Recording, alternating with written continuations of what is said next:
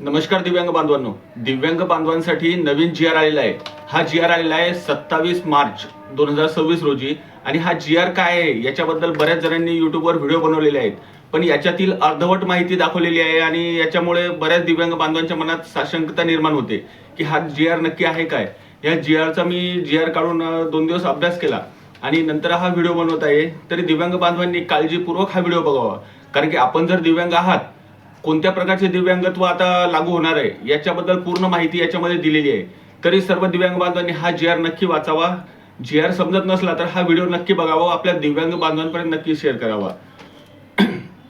आता जी आर मध्ये काय सांगितलंय, दिव्यांग व्यक्ती हक्क अधिनियम 2016 अनुसार दिव्यांगत्वाच्या एकूण 21 प्रवर्गातील दिव्यांग लाभार्थी यांना राज्य व तत्सम यंत्रणांच्या योजना, सवलती, लाभ, अनुदान व तत्सम इतर फायदे यांचा लाभ घेण्याकरता ग्राह्य ठरविण्याबाबत आता दिव्यांगांचे प्रकार याच्यामध्ये वाढवलेले आहेत। जवळपास 21 प्रकारचे दिव्यांगत्व आता ग्राह्य पकडले जातील।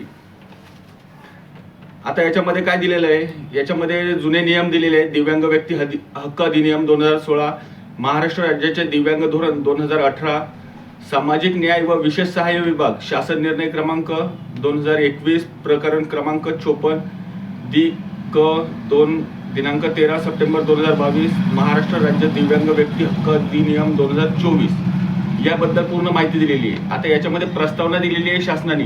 या जी आर मध्ये जी आहे ती प्रस्तावना दिलेली आहे। आता हे प्रस्तावना आपल्याला मी सांगत नाही, मेन जे विषय आहे तो विषय आपल्याला सांगत आहे। दिव्यांग व्यक्ती हक्क अधिनियम 2016 मध्ये दिव्यांगत्वाच्या एकूण 21 प्रवर्गांचा समावेश याच्यामध्ये दिव्यांगाच्या याच्यात केलेला आहे। दिव्यांग व्यक्ती हक्क अधिनियम 2016 मधील कलम 2R पुढील प्रमाणे आहे। लक्षणीय दिव्यांगत्व असणारी व्यक्ती म्हणजे पर्सन। आता याच्यामध्ये त्यांनी काय म्हटलेलं आहे की ज्यांचे पर्सेंटेज 40 पेक्षा जास्त आहेत असे दिव्यांगत्व, याच्यामध्ये बरेच दिव्यांगत्व नवीन ऍड केलेले आहेत। मुद्दा क्रमांक 3 दिलेला आहे, सर्व शासकीय कार्यालयांकडून अद्यापही पूर्वीप्रमाणेच दिव्यांग व्यक्ती अधिनियम 1995च्या अधिनियमानुसार नियमित केलेल्या दिव्यांगत्वाच्या 7 प्रकारांमध्ये येणाऱ्या व्यक्तींना शासनाच्या योजना, सवलती इत्यादीचा लाभ देण्यात येत असल्याचे निदर्शनात आले आहे। दिव्यांग व्यक्ती हक्क अधिनियम 2016 मधील समाविष्ट झालेल्या 21 दिव्यांगत्वाच्या प्रवर्गातील दिव्यांग व्यक्तींना राज्य शासन व तत्सम यंत्रणांच्या योजना, सवलती, लाभ, अनुदान व तत्सम इतर फायदे यांचा लाभ घेताना अडचणी, समस्या येत असल्याबाबतच्या तक्रारी दिव्यांग व्यक्तींच्या संघटना, संस्था, पालकांच्या संघटना, दिव्यांग क्षेत्रातील तज्ज्ञ व्यक्ती यांच्याकडून सातत्याने होत आहेत। म्हणजेच याच्या अगोदर फक्त 7 प्रकारचे दिव्यांगत्वच लागू होते, त्यांनाच शासनाच्या योजना मिळत होत्या। पण आता शासकीय नियमानुसार 21 प्रकारचे दिव्यांगत्व याच्यामध्ये ऍड केलेले आहे। हे ऑलरेडी होते अगोदर, पण आतापर्यंत फक्त 7 प्रकारच्या दिव्यांगत्वांनाच ही स्कीम मिळत होती। पुढे असं म्हटलेलं आहे, सबब दिव्यांग व्यक्ती हक्क अधिनियम 2016 अन्वये निश्चित केलेल्या 21 दिव्यांगत्वाचे प्रकार आणि महत्त्वाच्या अन्य तरतुदी मधील 21 दिव्यांग प्रकाराच्या संदर्भात विचार घेऊन शासकीय योजनांचा लाभ दिव्यांगांना मिळण्याच्या दृष्टीने दिनांक 13 सप्टेंबर 2022च्या शासन निर्णयाद्वारे निर्गमित सर्वसमावेशक सूचना अधिक्रमित करून नव्याने सूचना निर्गमित करण्याची बाब शासनाच्या विचाराधीन होती।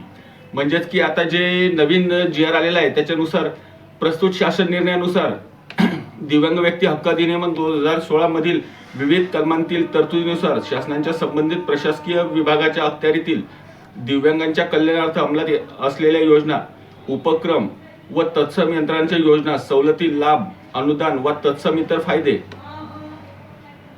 यांचा लाभ घेण्याकरता उक्त 21 प्रकारातील सर्व दिव्यांग व्यक्तींना ग्राह्य व पात्र करण्यात येत आहे। त्यानुसार त्याची अंमलबजावणी करण्यास शासनाची मान्यता देण्यात येत आहे। म्हणजेच आतापर्यंत आपले दिव्यांग बांधव बऱ्याच योजनांपासून वंचित राहत होते। बऱ्याच लोकांचे दिव्यांगत्व आहे हे सुद्धा त्यांना माहीत नव्हते, त्यांना शासन दरबारी कुठल्याही योजनांचा लाभ मिळत नव्हता। आता याच्यामध्ये 21 दिव्यांगत्व ऍड केलेले आहेत आणि हे दिव्यांगत्व कोणते आहेत, आपण याच्यामध्ये बसतात का हे नक्की बघावे। लोकोमोटर डिसेबिलिटी म्हणजेच अस्थिव्यंग पहिला प्रकार आहे अस्थिव्यंगाचा। दुसरा प्रकार आहे कुष्ठरोग निवारित किंवा मुक्त असा दुसरा प्रकार दिलेला आहे। तिसरा आहे मेंदूचा पक्षाघात। चौथा प्रकार आहे शारीरिक वाढ खुंटणे। पाचवा प्रकार आहे स्नायूंची विकृती। सहावा प्रकार आहे आम्ल हल्ला पीडित। ॲसिड अटॅक व्हिक्टीम, ज्याला आपण इंग्लिशमध्ये ॲसिड अटॅक व्हिक्टीम म्हणजेच की एखाद्यावर कोणी ॲसिड टाकलं तो सुद्धा आपल्या दिव्यांग बांधवांच्या व्याख्येत दिव्यांग होऊन जातो. त्याच्यानंतर ब्लाइंडनेस, पूर्ण अंध, ब्लाइंडनेस अंशतः अंध, लो विजन अंशतः अंध. त्याच्यानंतर कर्णबधीर कमी ऐकू येते. नंबर 9 कर्णबधीर कमी ऐकू येते, हे सुद्धा दिव्यांगत्वात येते. त्याच्यानंतर 10 नंबरचा आहे वाचा भाषा दोष, ज्याला बोलताना तकलीफ होते किंवा ज्याला बोलता येत नाही, हे सुद्धा दिव्यांगाच्या याच्यात येते. त्याच्यामध्ये 11 नंबर आहे बौद्धिक अक्षम, 12 नंबर आहे विशिष्ट अध्ययन अक्षम, स्पेसिफाईक लर्निंग डिसेबिलिटी, हे 12 नंबरचं अपंगत्व आहे. 13 नंबर आहे स्वमग्न. त्याच्यानंतर 14 नंबर आहे मानसिक वर्तन किंवा मानसिक आजार. त्याच्यानंतर 15 नंबर आहे हातातील स्नायू कमजोर शिथिल होणे. 16 नंबर आहे कंपवात.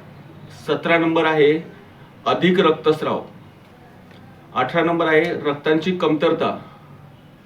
19 नंबर आहे रक्ताचे हिमोग्लोबिनचे प्रमाण कमी होणे, हे सुद्धा दिव्यांगत्वात येते. 20 नंबर आहे मज्जासंस्थेचे तीव्र आजार आणि 21 नंबर आहे बहुविकलांगत. या सर्व दिव्यांग बांधवांनी आपले दिव्यांगाचे कार्ड सध्या काढून घेऊ शकतो.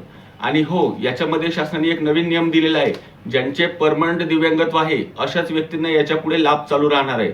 ज्यांचे टेम्पररी किंवा 2-3 वर्षासाठी 5 वर्षासाठी जे दिव्यांगत्व प्रमाणपत्र मिळते त्यांचे पूर्णत्व लाभ बंद होणार आहेत व 21 प्रकारचे नवीन दिव्यांगत्व याच्यामध्ये ऍड होणार आहेत.